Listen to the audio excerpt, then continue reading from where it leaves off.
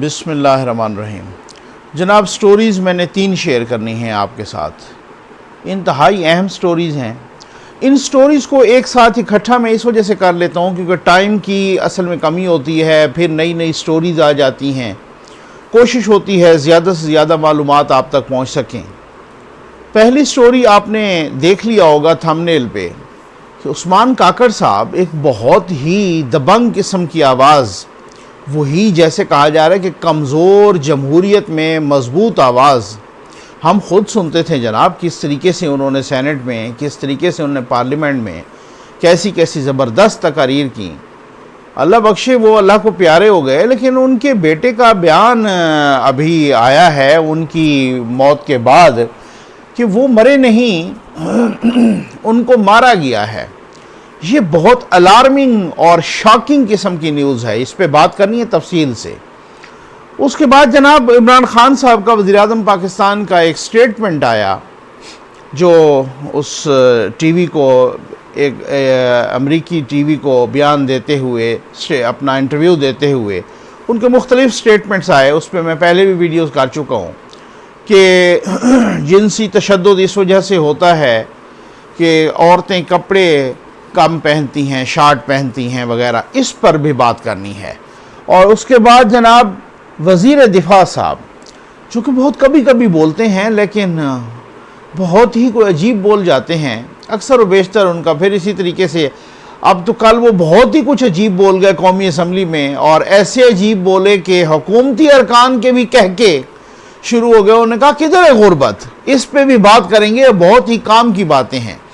सबसे पहले आ जाएं जनाब उस्मान काकड़ साहब पर, तो वो बहुत ही एक अफसोसनाक ख़बर थी। अच्छा, पहले तो ये बताया गया मुख्तलिफ़ हलकों की जानिब से, हमें ये पता, हालांकि हम ख़ुद सहाफ़ी हैं, लेकिन ख़ुद कुछ सहाफ़ियों से जब मैंने उनकी वो पिक्चर्स चली और सारा कुछ तो पूछा तो कुछ ने कहा जनाब उनको ब्रेन हैमरेज हो गया, कुछ ने बोला कि जी वो गिर गए हैं, या जिस तरीके से भी वो ऐसे ही। फिर उसके बाद उनको कराची मुंतकिल किया गया, वो गवर्नमेंट ऑफ सिंध ने उनके इलाज की सारी ज़िम्मेदारी ली कराची के एक निजी हॉस्पिटल में वो जनाब उनका, लेकिन वो जान बर ना हो सके और वो अल्लाह को प्यारे हो गए। उसके बाद उसकी कुछ काकड़ साहब की, उस्मान काकड़ साहब की बहुत ही दबंग आवाज़ जनाब, बहुत ही ज़बरदस्त किस्म के इंसान, बहुत ही जमहूरी इंसान, बहुत ही सिविलियन सुप्रीमेसी के एक चैम्पियन, अलंबरदार, बहुत ज़बरदस्त किस्म के, आप यकीन करें कि मज़ा आ जाता था उनकी बातें सुन के, और बहुत ही अच्छी शख्सियत के मालिक थे। अच्छा, फिर वो जनाब अब उनके बेटे का एक कल से एक बयान चल रहा है सोशल मीडिया पे, वो कह रहे हैं कि मेरे वालिद साहब को वो ख़ुद नहीं मरे बल्कि मारा गया है। ये बहुत ही अलार्मिंग बात है। वो गिरे नहीं हैं बल्कि उन पर वार किया गया है, कुल्हाड़ी का वार किया गया है। उन्होंने कहा कि मेहमान खाने में, यानी उनके यहाँ गेस्ट आए हुए या जो भी जिस रूप में भी आए, तो उन्होंने कहा कि जनाब कि वो एक बंदे ने वालिद साहब को पकड़ा है और दूसरे ने कुल्हाड़ी मारी है सर पे, और बिल्कुल ऐसा ही है, लग रहा है कि जो गिरने वाला से सूरत हाल है या सिस्टम है, वो कभी भी ऐसा नहीं है कि गिरने का जो जिस तरीके की चोट लगती है ऐसा थोड़ी होता है। लोगों ने अब तो तस्वीरें शेयर की हुई हैं कि यहाँ से शुरू होके यहाँ कान तक सारे उनके स्टिचेस लगे हुए थे लेफ़्ट साइड पे, ठीक है। तो ये तो एक बहुत ही ये तो किसी बच्चे को भी पता चल सकता है ना कि ऐसे कैसे गिरते हैं। वो एक सारिफ ने इसी वजह से लिखा ना ट्विटर पे, और उन्होंने बोला और क्वेश्चन किया कि, और साथ तस्वीर उनकी काकड़ साहब की शेयर की, वही कि जो यहाँ से लेकर सारे स्टिचेस लगे हुए, और उन्होंने कहा कि ए बलूचिस्तान वालों, आप भी कैसे फ़र्श बनाते हो अपने कमरों के, अपने मकानात के। बंदा गिरे तो क्या उसे इस तरह की चोट लगती है, क्या फ़र्श पर गिरने से इस तरह की चोट लगती है। तो ये एक बहुत ही शॉकिंग, एक अलार्मिंग सी सूरत हाल है, और मुझे समझ नहीं आ रही कि इस मुल्क में क्या हो रहा है, बंदा क्या कहे। और अगली बात, मैं ये भी इंतहाई मायूसी के साथ और इंतहाई अफसोस के साथ कि ये मुझे पूरी समझ आ रही है कि होना इसमें कुछ भी नहीं है, इसमें किसी किस्म की इंक्वायरी कुछ भी नहीं होनी, और अगर इंक्वायरी होनी भी है तो उस पर अगर वो रिपोर्ट करते हैं या अगर वो दोबारा फिर ज़ाहिर फिर रिपोर्ट करेंगे तो पोस्टमार्टम उसकी रिक्वायरमेंट होती है, और अगर ये सारी चीज़ें हो जाती हैं तो फिर इसका मतलब ये है कि उस पर मैं कम अज़ कम मुझे पूरे वो खदशात हैं, अल्लाह करे मेरे खदशात गलत साबित हों, लेकिन ऐसा ही है कि उस पर कुछ भी नहीं होना। यही जो जमहूरी आवाज़ होती है, हमेशा ही मिसहैप उन्हीं लोगों के साथ होता है, चाहे वो जस्टिस वकार सेठ साहब हों, चाहे वो उस्मान काकड़ साहब हों, चाहे कोई दूसरे तीसरे हों। तो बात ये है कि ये बहुत ही, और हमेशा ही उन्हीं वही वाली बात है कि उन्हीं सहाफ़ियों पर ही हमले होते हैं, और उन्हीं सहाफ़ियों को ही लड़कियों के भाई तंग करते हैं कि जो तनकीदी होते हैं, ठीक है ना। लड़कियों के भाइयों ने वो बड़े दयानतदार और बहुत ही हाजी नवाजी और बहुत ही साफ शफाफ और बहुत ही पत्नी मैं कहता हूँ बाकिरदार लोग हैं कि जो मालशी और पालशी होते हैं, जो तनकीद नहीं करते, उन पर कभी किसी लड़की के भाई ने हमला नहीं किया, ठीक है ना। तो बस बात वही है। अब सूरत हाल यहाँ तक आ पहुँची है। अल्लाह माफ़ करे, अल्लाह इस कौम पर रहम करे। हम तो दुआ ही कर सकते हैं भाई, ठीक है ना। अदरवाइज़ आपको भी मालूम है वही जैसे कुरान मजीद की आयत भी है, और शायर ने भी इसका मंजूम तर्जमा भी किया और यही कहा कि खुदा ने आज तक उस कौम की हालत नहीं बदली, ना हो जिसको ख्याल आप अपनी हालत के बदलने का।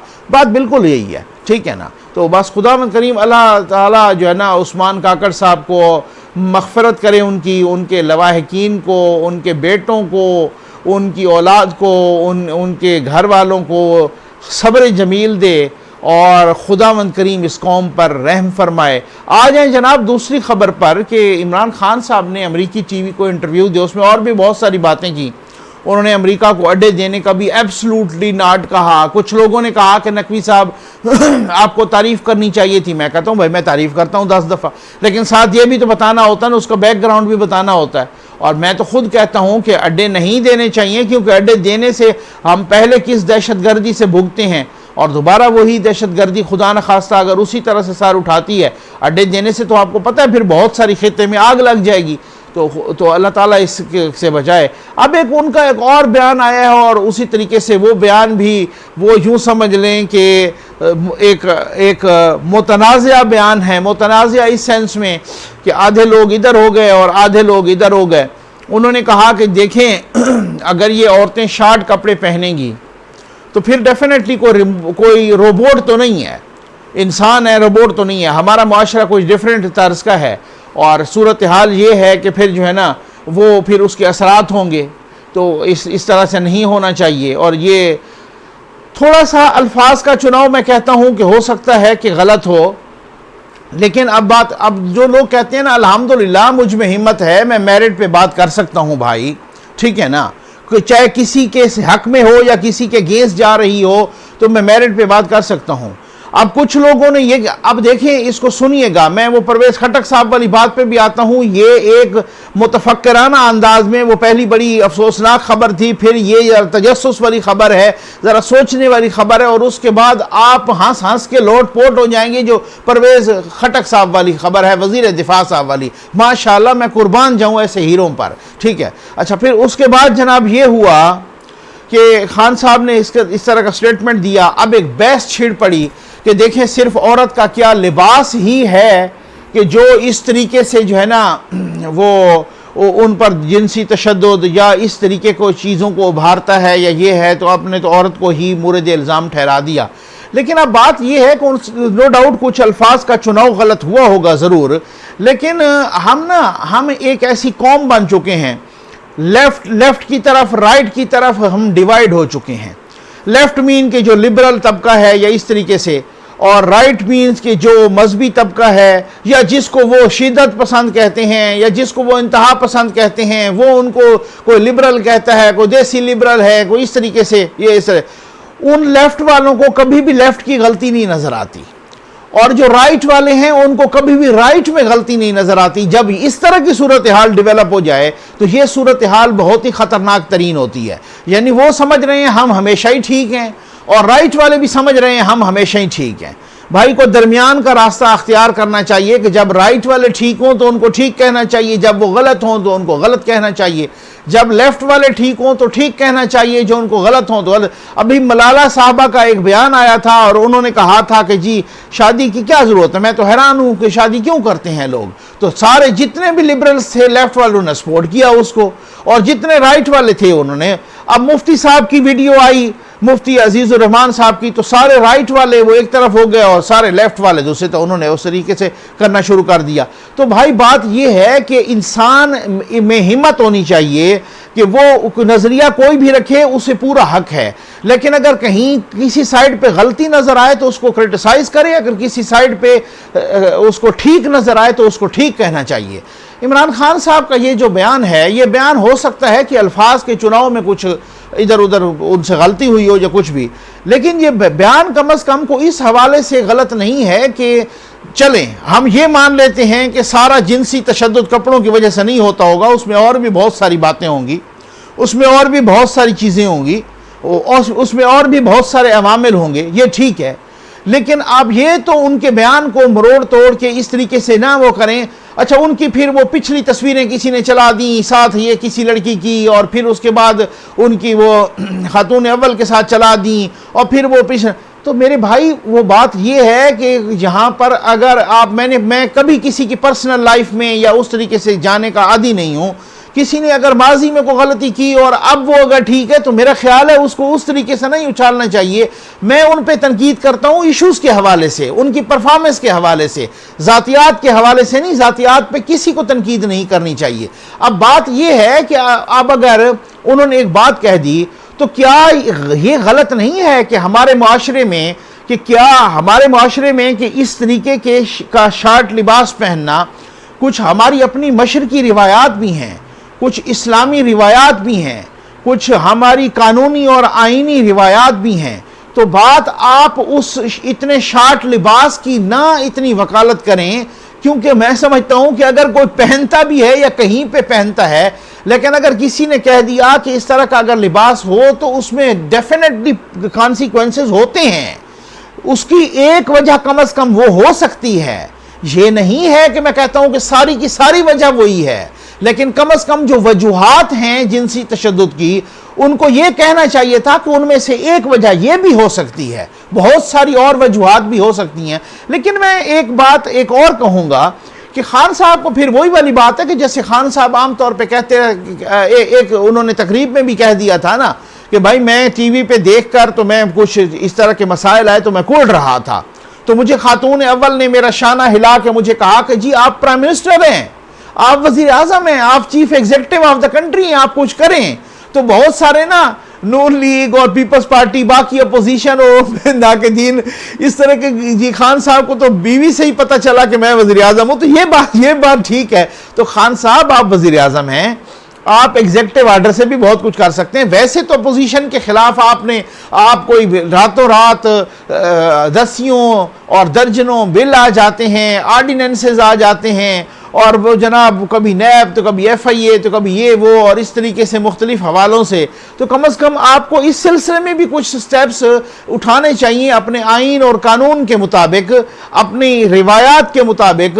कम अज़ कम बात ये है कि बात करने से तो इख्तलाफ हो या मुतनाज़ा एक सूरत हाल अख्तियार हो कर जाए या जो भी हो, लेकिन कम अज़ कम गवर्नमेंट का भी, रियासत का भी होता है कि कम अज़ कम वो भी, रियासत भी अपने आइन और कानून पर चलते हुए, अपनी रिवायात पर चलते हुए, अपने माशरती सोशल स्ट्रक्चर को सेव करते हुए, इन सारी चीजों को। तो किधर होता है पैमरा के जब ड्रामों में शराब पी रही होती है, पी जा रही होती है? किधर होता है पैमरा के जब आप ये देखें ना, तो फिर वो पैमरा आपका किधर होता है? पैमरा सिर्फ नवाज शरीफ की तकरीरें बैन करने के लिए रह गया है। पैमरा सिर्फ जो है ना, ये इस तरीके से बिलावल साहब की तकरीर आपके वो उनका इल्जाम है कि PTV पे सेंसर हो गई है। पैमरा सिर्फ और सिर्फ हर उस आवाज को दबाने के लिए हो गया है कि जनाब के फिर जो है ना, और इस तरीके से वहां पे मुख्तलिफ ट्रोल्स बैठ जाते हैं और वो जनाब इस तरीके से प्रोपेगेंडा शुरू कर देते हैं। तो उस वक्त पैमरा किधर गया है? इधर पैमरा को लगाए ना कि जनाब इस तरह की सूरत हाल डेवलप ना हो, ताकि ये शार्ट कपड़े कहां से बच्चियां या बच्चे हों या बच्चियां हों या जो भी हों, तो वो खवातीन हों, वो पहनना सीख रही हैं। यही तो आपकी सकाफत है जो आपके ड्रामों में पोर्ट्रे हो रही है। ये कितने % पाकिस्तानियों की सहाफत है? ये ख़वातीन को हर ड्रामे में थप्पड़ लगना और पूरे के पूरे ड्रामे जो है ना सिर्फ तलाक और थप्पड़ और इसी नफरत पर ही मबनी हो गए हैं। वो किधर गए वो PTV वाले पुराने ड्रामे, आज से 20 साल पहले वाले और 30 साल पहले वाले, और वो सारा कुछ? आज क्या तमाशा हो रहा है यहाँ पर? तो बहुत सारी रियासत की जिम्मेदारियां होती हैं साहब, हुकूमत की जिम्मेदारियां होती हैं कि आप उन अवामिल की तरफ भी जाएं कि ये इस तरीके से क्यों हो रहा है, यूनिवर्सिटीज़ को देखें कि इस तरीके से क्यों हो रहा है। और मैं समझता हूं कि एक कोड ऑफ कंडक्ट के तहत मुल्क चलते होते हैं, एक SOPs के तहत मुल्क चलते होते हैं। जहां पर इस तरीके से मादर पिदर आज़ादी हो जाए तो उस आपको सिर्फ आज़ादी इजहार राय से तो प्रॉब्लम होती है, लेकिन बाकी आप किसी किस्म की फिर आज़ादी, फिर आप फिर जब बयान देते हैं तो फिर वो मुतनाज़ ही होगा ना। मैं आपके बयान की को कम से कम फेवर कर रहा हूं कि आपका बयान कम से कम ठीक था उस हद तक कहने का। आपको भी हक है, मुझे भी हक है। अगर किसी को शॉर्ट कपड़े पहनने का हक है तो मुझे या किसी को यह भी कहने का हक है कि यह भी प्रॉब्लम हमारे माशरे में क्रिएट कर सकते हैं। और बात ठीक है कि रिपोर्ट नहीं होते, इधर मुख्तलिफ अनवाह के अकसाम के मुख्तलिफ किस्म के इंसान हैं, तो वो उनसे भी उस तरीके से वन ऑफ द रीजंस ये भी हो सकती है जिनसी तशद्दुद की बात। ये है, बात को बिल्कुल ही ना किसी की बात को यूं पुट्ठा करके नहीं मारना चाहिए। आ जाए जनाब परवेज खटक साहब के, वन एंड द ओनली जनाब वजीर दिफा साहब, कहते हैं ना मिनिस्टर, अपना डिफेंस मिनिस्टर, उनको आमतौर पे बोलते हैं मिनिस्टर ऑफ सेल्फ डिफेंस। और डिफेंस का क्या हो, उनका क्या हो, वो तो कहते रहे बेचारे कि जी मुझे वहां पे वजीर आला दोबारा बना। अच्छा, PTI वाले कहते हैं जनाब हमारी इतनी वंडरफुल परफॉर्मेंस थी उस वजीर आला की कि हमें KPK में खैबर पख्तूनख्वा में दूसरी दफ़ा इक़्तिदार मिला, लेकिन दूसरी दफ़ा आपने उसको वज़ीर आला नहीं बनाया। वो भी एक अलग चक्कर है ना। वो खान साहब को पता चल गया कि मैंने वज़ीर आला दूसरी दफ़ा बनाना है, तो मैंने वसीम अकरम प्लस साहब और उस्मान अपना महमूद खान साहब, अच्छा बड़ी मज़े की बात है, उनको कहते हैं, पंजाब वाले को कहते हैं वसीम अकरम प्लस, और खैबर पख्तूनख्वा वाले को कहते हैं कि उस्मान बुज़दार प्लस। माशाल्लाह, मैं कुर्बान जाऊं, क्या कहने। तो उन्होंने खटक साहब को नहीं बनाया, फिर उनको बनाया, क्योंकि खटक साहब फिर आपको पता आंखें दिखाने लग गए थे ना, ठीक है। अच्छा, फिर उन्होंने कहा मुझे, वो इंटरेस्टेड थे इधर मरकज़ में मुझे वज़ीर दाखिला बनाया जाए, उनको वज़ीर दाखिला भी नहीं, उनको डिफेंस मिनिस्टर बना दिया। डिफेंस यहाँ पाकिस्तान में सेल्फ डिफेंस होता है, ठीक है ना। अच्छा, उन्होंने जनाब कल एक उनके मुंह से बड़े बड़े फूल झड़े हैं और बड़े जो है ना मोती झड़े हैं उनके मुंह से कौमी असम्बली के फ्लोर पे। खटक साहब मोशन में आ गए और खटक साहब जनाब जज्बात में, उन्होंने कहा किधर है गुर्बत, कहाँ है गुर्बत, ये सारा अपोजिशन का प्रोपेगंडा है। देखें जनाब, लोग गाड़ियां खरीद रहे हैं, लोग मोटरसाइकिल खरीद, अब आप अंदाजा तो कीजिए जिनको गुर्बत नहीं नजर आती, मैं कल को उनको गरीब भी नहीं नजर आएंगे। शुक्र है उन्होंने कहा कि इंसान किधर है, मैंने कहा ये नहीं कहा, ये नहीं कह दिया कि इंसान किधर है, अवाम किधर है, मुझे तो नजर ही नहीं आ रही। ठीक हो गया ना, मुझे तो अवाम नजर ही नहीं आ रहे। तो मकसद कहने का ये, उन्होंने कहा कि ये किधर है, आप आए मेरे सूबे में, मैं दिखाऊं एक कच्चा मकान नहीं है। भाई मैं भी उसी सूबे का हूं खटक साहब, ये कैसी आपने बात कर दी, वहां तो हजारों लाखों मकानात कच्चे हैं, आपकी क्या बात। अच्छा, वो साथ इतने कह के बुलंद हुए, इवन ट्रेजरी बेंचेस से भी, हुकूमती बेंचेस से, और एक उनके हुकूमत के MNA ने वहां उनको टोकते हुए कहा कौमी असम्बली के फ्लोर पर कि जनाब आप आए करक में, मैं आपको गुर्बत भी दिखाता हूं, कच्चे मकान भी दिखा। उन्होंने कहा होगी गुर्बत करक में, लेकिन बाकी पाकिस्तान में नहीं है, तो करक क्या इंडिया में है। भाई मैं बात ये कर रहा हूं कि खटक साहब को खास सही तरीके से इंजॉय किया कल। पता नहीं खटक साहब क्यों मोशन में आ गए और क्यों जज्बात की रौ में और बहकर उन्होंने इस तरीके की बात की। मैं हैरान हूं, अब इसमें क्या आप कहना चाह रहे हैं कि जहां चीनी 110 120 की मिल रही हो, जहां पे आटा 90 का मिल रहा हो, जहां पे घी 300 पे पहुंच चुका हो, कुकिंग ऑयल, जहां पे दालें खाने की ना रह गई हो, जहां पे कोई सब्जी ऐसी ना हो जो 100 रुपए की ना मिलती हो, जहां पे बिजली और गैस का बिल जो है ना, जो 2000 का कभी आता था आज वो 15,000 का आ रहा है। मैं हैरान हूं फिर खटक साहब वहां पे कैसे कह रहे हैं कि गुर्बत नहीं है। मैं तो इस चीज पे इंतहाई, यानी मैंने तो खैर इस तरीके से एंजॉय किया कि मैंने कहा क्या जब वो हुकूमती अरकान ने ही कह के लगाना शुरू कर दी है तो माशाल्लाह वो कहते हैं गुर्बत है किधर। भाई ये वही वो गालिबन मलका फ्रांस के है ना जिक्र कि वो जब वो गुजर रही थी तो गरीब के बच्चे रो रहे थे, तो उन्होंने कहा कि जी वो ये क्यों रो रहे हैं, उन्होंने कहा इनको रोटी नहीं मिलती। तो उन्होंने कहा वाह ये भी कोई बात है, रोटी नहीं मिलती तो केक खा लें।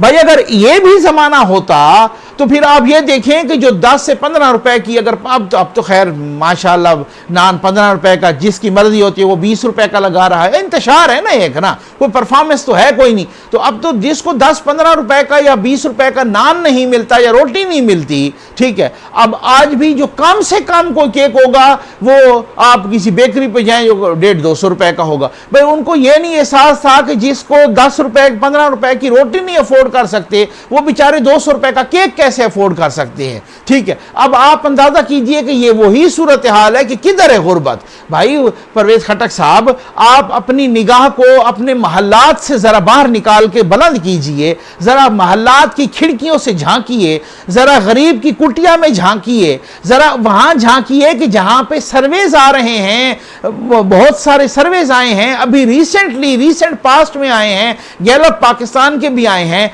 कि लोग अपने पंखे बेच के, लोग अपने मोटरसाइकिल और साइकिल बेच के, ये चीजें लोग अपने घर के यूटेंसिल्स बर्तन बेच के आटा खरीद रहे हैं। आप कहते हैं किधर है गुर्बत? और खुदा का खौफ करें मेरे भाई, अगर आपने नहीं देखी गुर्बत, आपने वो परेशानी नहीं देखी, मुझे पता है आपने नहीं देखी, लेकिन आप लोग इस तरह से मजाक तो ना उड़ाएं गरीबों का कि किधर है गुर्बत, वो तो अफोर्डेबिलिटी बढ़ रही है। और साहब ने साथ ये भी फरमा दिया कि देखें जी जो महंगाई है वो आप उसको देखें, उससे तो तरक्की होती है। ये ऐसा अरस्तु मैंने पहली दफा देखा है कि जो महंगाई से तरक्की करवाना चाह रहा है। भाई जिनका जीडीपी वहां पहुंचा हुआ है, जिनका पर कैपिटा इनकम वहां पहुंचा हुआ है, अगर वहां महंगाई हो है भी सही, आप अमेरिका को देख लें या कनाडा को देख लें या साउथ अफ्रीका को देख लें या बाकी जगहों पे यूरोप को देख लें, अगर कहीं है तो फिर आप उनका जीडीपी भी देखें, उनका पर कैपिटा इनकम भी देखें, फिर इस तरीके से आप वो देखें, उनका इन्फ्लेशन रेट भी देखें, फिर सारी चीजों को देखें ना। ये अजीब बात है, अजीब सी सूरत हाल है कि आप वो कहते हैं कि जहां कि महंगाई होगी तो तरक्की होगी। ये वो वाली बात जी। इसी तरीके से जो है ना, आपको याद है ना कि वो जो पहले वाले साबिक वजीर खजाना थे, उनसे किसी ने पूछा, जब टमाटर 300 और 400 रुपए किलो बिक रहा था तो उन्होंने कहा किधर है, किसने कहा है, टमाटर तो मंडी में 20 रुपए किलो बिक रहा है। इस तरीके से वो बोलते थे। फिर उसके बाद वन एंड द ओनली आपा फरदौस साहबा, ठीक हो गया ना, जो यूं करके जनाब उन्होंने जगह स्टाइल अपनाया हुआ होता है हर वक्त। तो वो उन्होंने जब मटर जो है ना 150-200 रुपए किलो थे तो उन्होंने कहा मटर तो 5 रुपए किलो है। तो जब हुक्मरानों का ये आलम हो कि वो अपने महल्लात से बाहर झांक ही न सकें, और खान साहब जनाब कल उनकी एक वीडियो आई जनाब, वो गालिबन G10 का कि कहाँ का उन्होंने दौरा किया गाड़ी में बैठ के, मतलब मुझे समझ नहीं थी उस दौरे का मकसद क्या है, वो क्या देखना चाह रहे थे, ठीक है ना। और फिर उसके बाद वो फैला दिए जाते हैं इधर उधर एजेंसीज के लोग, बाकी ये वो, उसमें वो दौरा करके वीडियो बना के जनाब वो वायरल हो जाती है। देखें जनाब आपका वजीर आजम आपके लिए गाड़ी चला रहा है। अब मैं कुर्बान जाऊँ, अब पता नहीं इस एक्सरसाइज से हमें क्या हासिल हो रहा है, मुझ जैसे गरीब बंदे को क्या हासिल हो रहा है, एक कॉमन मैन को क्या हासिल हो रहा है। उल्टा ये कि ट्रैफिक जैम हो जाती है, तब तक उधर तक पहुंचने नहीं देता, सारा कुछ जहां वो जाते भी हैं वो सारा कुछ फारिग करवा दिया जाता है। तो यहाँ पे तो भाई यहाँ से ये दौरे करने के, गाड़ियाँ चलाने का नहीं है, यहाँ पे कोई अमली इक़दामात करने का मकसद है, यहाँ पे टेलीफोन कॉल्स लेने का से मसला हल नहीं होगा। जो प्राइम मिनिस्टर पोर्टल है उस पर भी मुतअद्दिद पाकिस्तानी ओवरसीज पाकिस्तानीज कह रहे हैं कि हम तो 1000 दफ़ा एक एक चीज़ की कंप्लेंट करा के थक चुके हैं, उस पर असर ही किसी का नहीं होता। इन चीज़ों को की रिड्रेसल का वक्त है, इन चीज़ों को कम अज़ कम अटेंड करने का वक्त है। ये सिर्फ दौरे करने और कॉलें अटेंड करने और इस तरीके से फिर हाल वही होगा कि किधर है गुर्बत, फिर हाल वही होगा कि महंगाई से तो तरक्की होती है। उम्मीद है आपको वीडियो पसंद आई होगी। आपका बहुत बहुत शुक्रिया।